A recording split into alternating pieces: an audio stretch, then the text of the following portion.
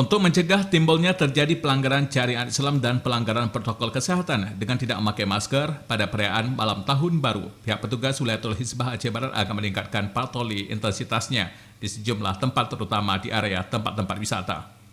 Hal tersebut dijelaskan Kepala Satpol PP dan WH Aceh Barat Azim SAG dalam wawancara dengan RRI. Pada kegiatan patroli malam tahun baru, pihaknya akan dibantu beberapa petugas gabungan personel TNI, Polri. Selain itu juga akan menempatkan beberapa orang petugas personil Satpol PP dan WH Aceh Barat pada seputaran tempat titik yang dianggap rawan maksiat. Kami Kasatpol PP Kabupaten Aceh Barat, kami sudah siapkan keanggotaannya, baik WH maupun Satpol PP dalam menghadapi malam tahun baru. Selain itu, ia juga berharap agar para muda-mudi tidak bereforia pada malam pergantian tahun baru. Kondisi bangsa Indonesia di tengah dilanda wabah virus corona, masyarakat lebih baik bersikap mematuhi protokol kesehatan dengan memakai masker, jaga jarak, dan selalu mencuci tangan.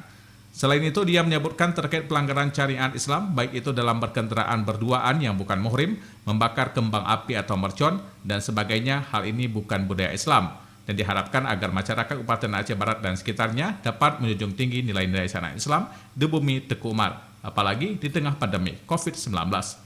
Dari Melabau Aceh melaporkan.